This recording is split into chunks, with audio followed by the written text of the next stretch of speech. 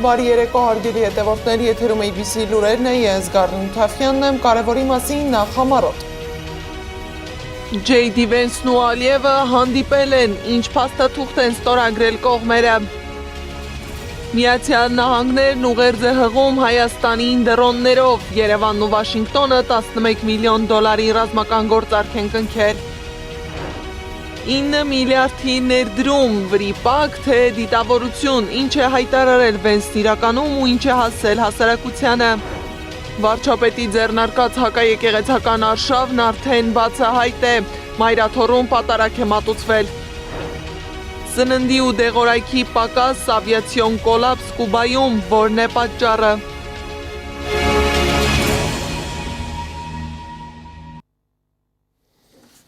J.D. Vance-ը Բաքվում է, հանդիպել է Իլհամ Ալիևի հետ ու արդեն հասցրել են ստորագրել փաստաթուղթ ռազմավարական գործընկերության մասին խարտիա։ Փոխնախագահ Vance-ը հայտարարել է, որ Թրամփը, Փաշինյանն ու Ալիևը վերջ են դրել տարիների պատերազմին, տարածաշրջանը վերջապես խաղաղության մեջ է, իսկ Միացյալ Նահանգների նախագահի վարչակազմի նպատակը խաղաղություն հաստատելն է, ասել է Vance-ը։ Ալիևն էլ ասել է, որ այս փաստաթուղթը քրտնաջան աշխատանքի արդյունք է, իսկ տարածաշրջանում Թրամփ-Vance վարչակազմի գործադրած ջանքերի ամենակարևոր արդյունքներից և հիմնական դրսևորումներից մեկը TRIP նախագիծն է։ Ադրբեջանը ոչ միայն վերացրել է դեպի Հայաստան ապրանքների տարանցման բոլոր սահմանափակումները, այլև սկսել է նավթամթերք արտահանել Հայաստանի Հանրապետություն։ Ադրբեջանը նպաստում է 16 երկրների էներգետիկ անվտանգությանը, որոնցից 11-ը ՆԱՏՕ-ի անդամ են։ Մենք շատ շնորհակալ ենք Թրամփ-Վենս վարչակազմին Ադրբեջանի նկատմամբ ցուցաբերած շատ դրական վերաբերմունքի համար։ Բաքվի համար մեծ պատիվ է ռազմավարական գործընկերություն հաստատել աշխարհի ամենահզոր պետության հետ։ Այսօր Ամերիկայի Միացյալ Նահանգների և Ադրբեջանի միջև հարաբերությունները մտնում են բոլորովին նոր փուլ։ Մինչ ստորագրում էին ԱՄՆ Ադրբեջան գործակցության մասին փաստաթուղթը, Ադրբեջանի ռազմական դատարանի խորհրդակցությունների սենյակում որոշում են Արցախի նախկին պետնախարար Ռուբեն Վարդանյանի դեմ կեղծ գործի վճիռը։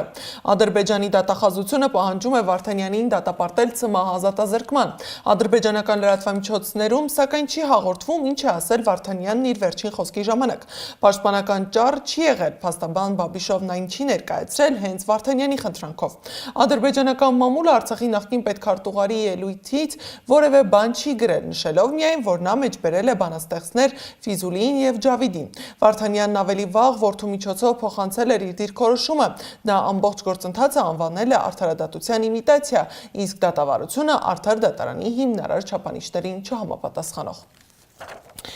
Իդեպ Վենսը նախքան Բաքու մեկնելը լրագրողների հարցերին ի պատասխան հայտարարել է, որ գերիների հարցի մասին Բաքվում անշուշտ խոսելու է։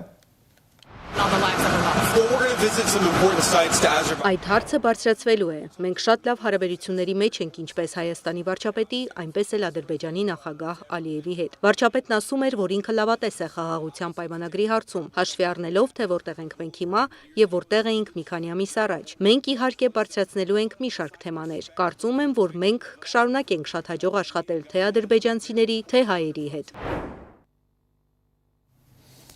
Նախքան օդանավակայան մեկնելը Վենսը կնոջ հետ այցելել է Ծիծեռնակաբերդի հուշահամալիր։ Հայոց ցեղասպանության թանգարանի ինստիտուտի տնօրեն J.D. Vance-ին փոխանցել է Հայոց ցեղասպանության և Արցախի հիմնախնդրի մասին գրքեր։ Իդեպ հետաքրքիր է, որ Վենսը X սոցցանցի իր էջում ջնջել է Ծիծեռնակաբերդ այցի մասին գրառումը, որտեղ 2 անգամ հիշատակել էր Հայոց ցեղասպանություն տերմինը։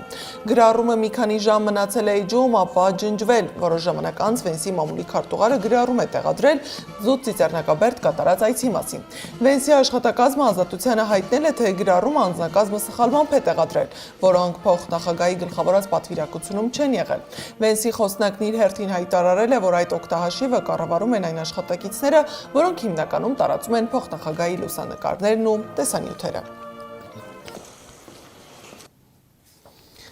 Սակայն Վենսի այցը Հայաստան ավելի շատ հարցեր է առաջացրել, քան տվել պատասխաններ։ Վաշինգտոնը հայտարարում է, որ պատրաստ է Հայաստանին փոխանցել հետախուզական անօդաչու համակարգեր 11 միլիոն դոլար արժողությամբ։ Սակայն փորձագետներն ասում են, որ սա պարզապես հերթական ռազմական գործարքը չէ։ Միացյալ Նահանգները ուղերձ է հղում Հայաստանին դրոններով։ Թե ինչ ուղերձ, Նանե Հայրապետյանի ռեպորտաժում։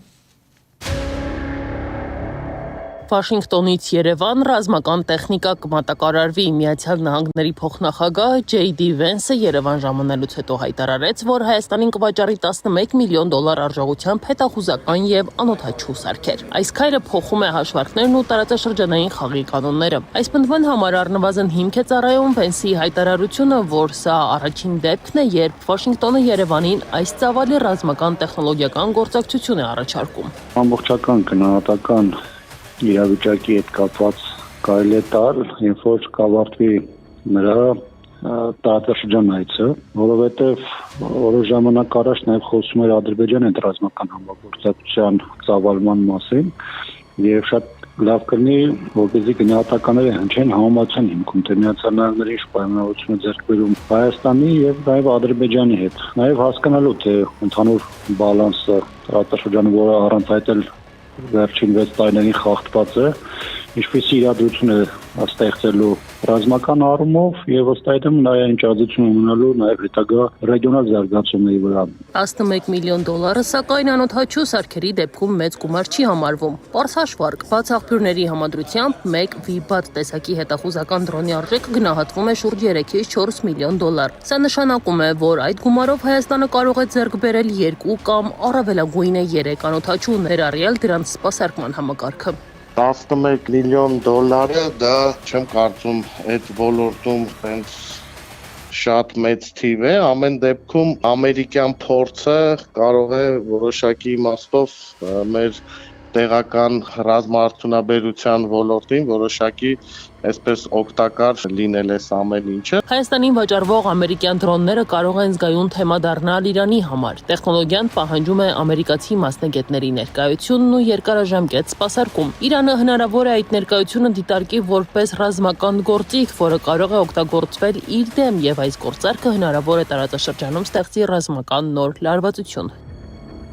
Փորձագետներն այս գործարքը դիտարկում են ոչ միայն որպես ռազմական օգնություն, այլև հստակ քաղաքական ուղերձ Հայաստանի համար։ Միացյալ Նահանգներն այս քայլով հստակեցնում է իր ներկայությունը Հարավային Կովկասում։ Այս գործարքը իմ կարծիքով առաջնահերթին քաղաքական հիմք ունի եւ դա ոչ ծավալ է Միացյալ Նահանգների նման երկրի համար, ով ռազմական տեխնիկա սպառազինության արտադրության հեգեմոն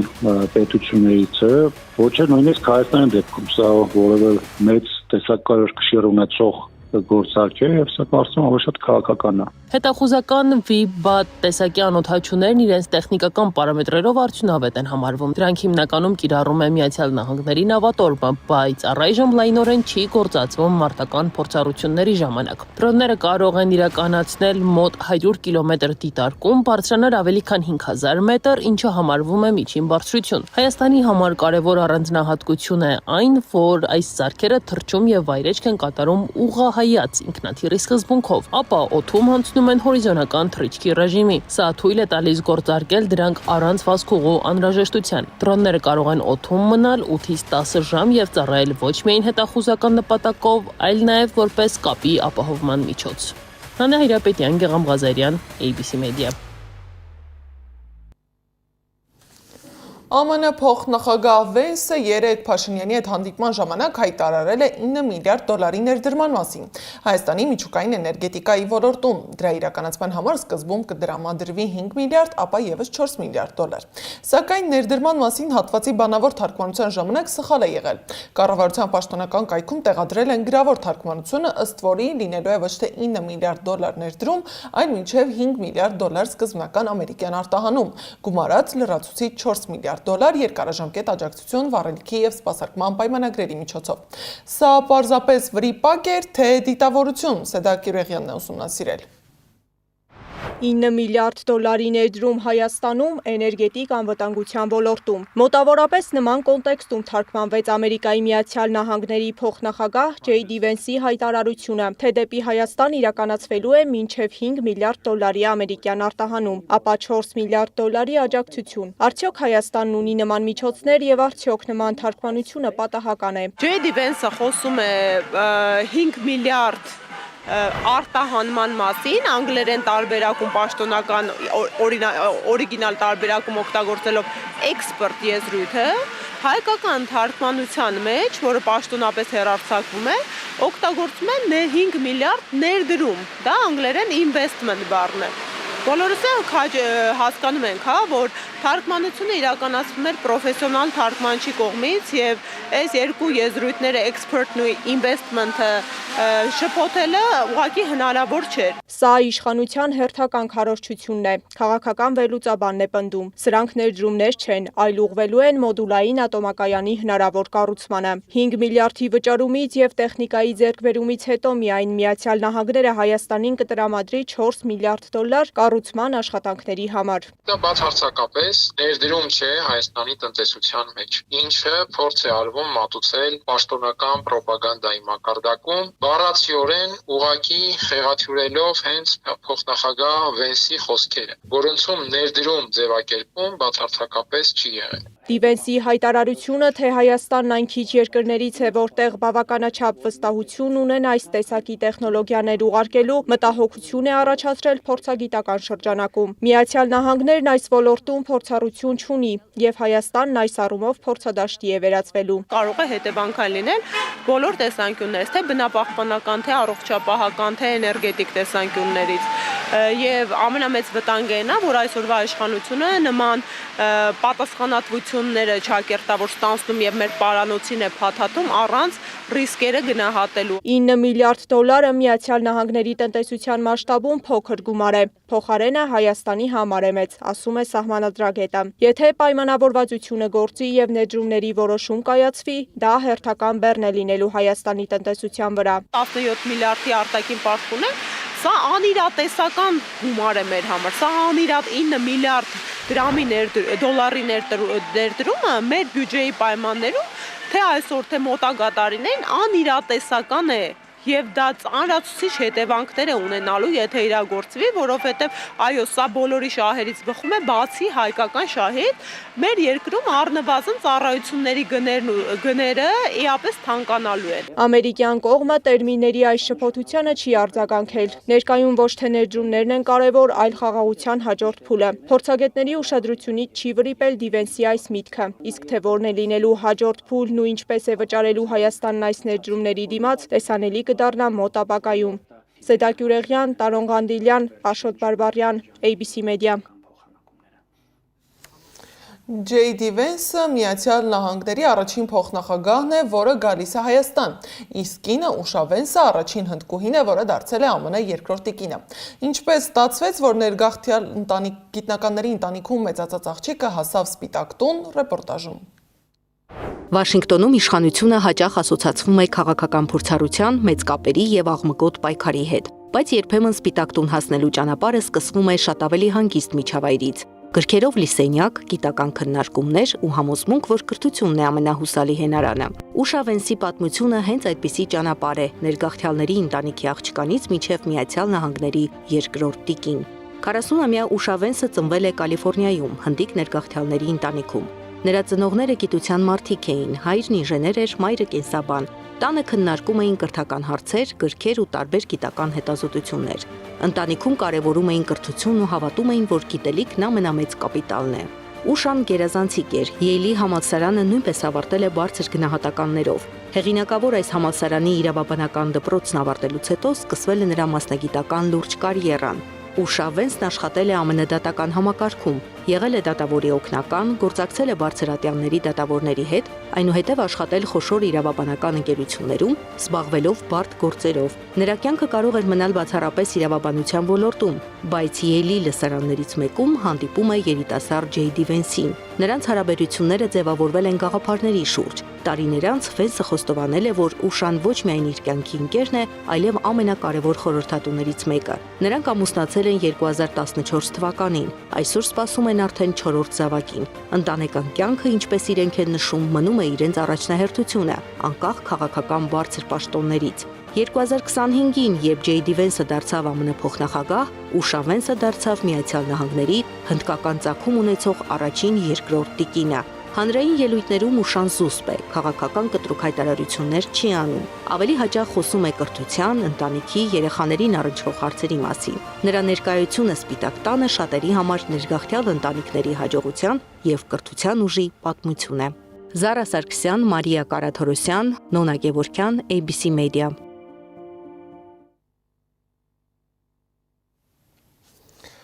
Գարեգին երկրորդ ամենայն հայոց կաթողիկոսը Էջմիածնում պատարագ է մատուցել սրբազան արարողությանը ներկա էին թեմերում և եկեղեցական կառույցներում սպասավորող 217 եկեղեցական թեմակալ առաջնորդներ, մայրաթոռի միաբաններ և բազմաթիվ հավատավոր հայորդիներ։ Ամենայն հայոց կաթողիկոսն անդրադարձել է եկեղեցու դեմ ընթացող արշավին։ Լեապարը հայտարարել է, վարչապետի ձեռնարկած հակաեկեղեցական արշավն արդեն բացահայտ է։ Խոչընդոտվում է եկեղեցու առաքելությունը եւ լրջագույն վնաս հասցվում մեր ժողովրդի հոգեվոր եկեղեցական կյանքին։ Դատական ատյաններում Հայաստանի Հանրապետության սահմանադրության եւ օրենքների բացահայտ խախտումներով, հակաօրինական ու անարդար քայլերով իշխանությունը պետական լծակների չարաշահմամբ միջամտում է ներեկեղեցական կյանքին։ Հոգեվորականներ, սարքավակներից եպիսկոպոս ենթարկվում են հետապնդումների ու պարտադրանքների։ Եկեղեցին բոլորիս հոգեվոր տունն է, որին ուղղված հարվածներին դիմակայելը, եկեղեցու ինքնավարությունը պաշտպանելը ամենքի հավաքական պարտականությունն է եւ պատասխանատվություն Աստծո, հայրենիքի ու գալիք սերունդների առջև։ Իսկ եպիսկոպոսատ ժողովը տեղի կունենա, այսօր ԱՄ-ին ասել է ամենայն հայոց կաթողիկոսը։ Ամենայն հայոց կաթողիկոսի հրավերով փետրվարի 16-ից 19-ին Ավստրիայում պետք է տեղի ունենա եպիսկոպոսատ ժողով։ Հիշեցնեմ, որ Մայրաթոռ Սուրբ Էջմիածնի 6 եպիսկոպոսներ եւ 1 քահանա մեղադրյալի կարգավիճակում են հայտնվել։ Նրանց մեղադրում են դատական ակտի կատարմանը խոչընդոտելու համար, որով պահանջվում է, որ Արման Սարոյանը վերականգնվի Մասյացոտնի թեմի առաջնորդի պաշտոնում։ Քննչական կոմիտեին հրավիրվել Մակար, Հովնան, Նաթան, Հայկազուն, Մուշեղ և Վահան սրբազանները, նաև Տեր Մովսեսը։ Նրանց նկատմամբ խափանման միջոց է ընտրվել բացակայելու արգելքը։ Իսկ Միքայել arczepiskopos Աջապահյանը փետրվարի 10-ին առավոտյան Իզմիրյան բժշկական կենտրոնում վիրահատվել է։ Վիրահատությունն անցել է նորմալ, սրբազանը գտնվում է բժիշկների վերահսկողության տակ, նրա վիճակը գնահատվում է բավարար։ Միքայել սրբազանին վիրահատել էին նաև մի քանի օր առաջ։ Դատարանը փոխել է նրա խափանման միջոցն ու սահմանել տնային կալանք։ Սրբազանին սակայն դատարանից կրկին տեղափոխել էին բժշկական կենտրոն։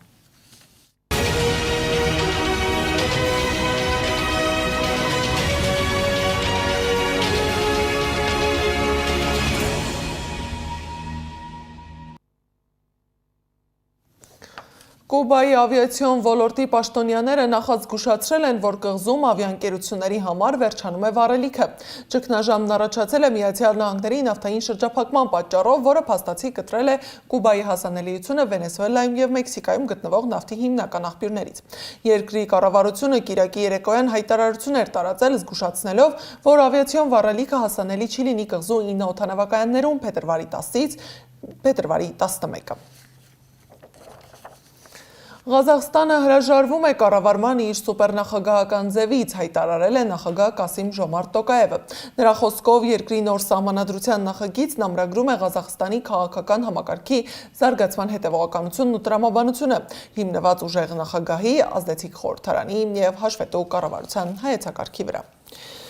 Եվ վերջում ջերմուկի խաչմերուկից Կապան ճանապարհն ու Մեղրիի Վարդենյանց լեռնանցքները փակ են կցորդով տրանսպորտային միջոցների համար։ Անբարենպաստ եղանակի պատճառով սաստիկ բքի տեսանելիության բացակայության պայմաններում և երթևեկության անվտանգության նկատառումներից ելնելով ճանապարհները ժամանակ առ ժամանակ փակվում են տրանսպորտային բոլոր տեսակի միջոցների համար, հայտնել է ճանապարհային դեպարտամենտը։